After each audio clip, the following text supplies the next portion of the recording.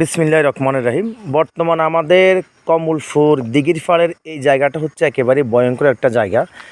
এ হচ্ছে আমাদের কমলপুর দিঘি, আর এই জায়গাটা হচ্ছে একেবারে ভয়ঙ্কর। বর্তমান জায়গাটা ভয়ঙ্কর কেন বললাম, বিশেষ করে সন্ধ্যার পরে হলে এখানে বহিরাগত মানুষের আনাগোনা থাকে, এবং কি নোয়াখালী কালীরহাট থেকে যে রাস্তাটা আসছে আমাদের কমলপুরের দিকে, এখানে নোয়াখালী থেকে কিছু মানুষ এবং আমাদের এই কমলপুরের এই এরিয়ার কিছু মানুষ এবং আমাদের গ্রামের যারা মাদক সেবী আছে, মাদক চোরা কারবারি আছে, তারা সন্ধ্যার পরে রাত্রে হলে এই বাগানে আড্ডা মারে এবং এখানে মাদক সেবন করে এবং কি এখানে মাদক কেনা বেচা করে।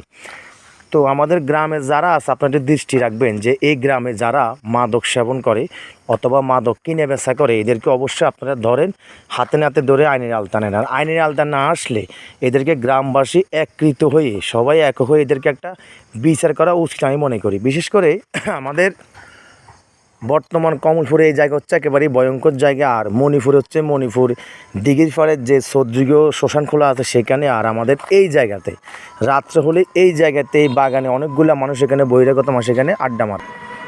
বহিরাগতদের সাথে আমাদের গ্রামেরও কিছু লোক এখানে জড়িত আছে।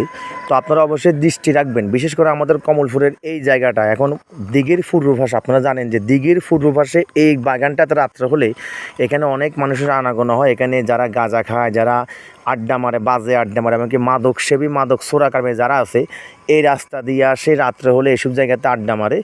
এসব জায়গাতে মাদক কেনা বেচা এবং চোরাচালানি যারা করে সবগুলো এই জায়গাতেই করে।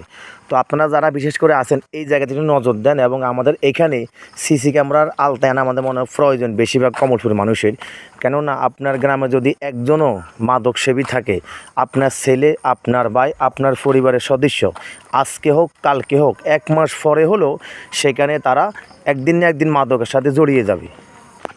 তো আপনারা সবাই একটু দৃষ্টি রাখুন যে কমলপুর গ্রামে এই জায়গাতে, বিশেষ করে জায়গাটার নাম তো বললাম, এখানে মাদক সেবনকারীরা রাত্রে হলে আড্ডা মারে।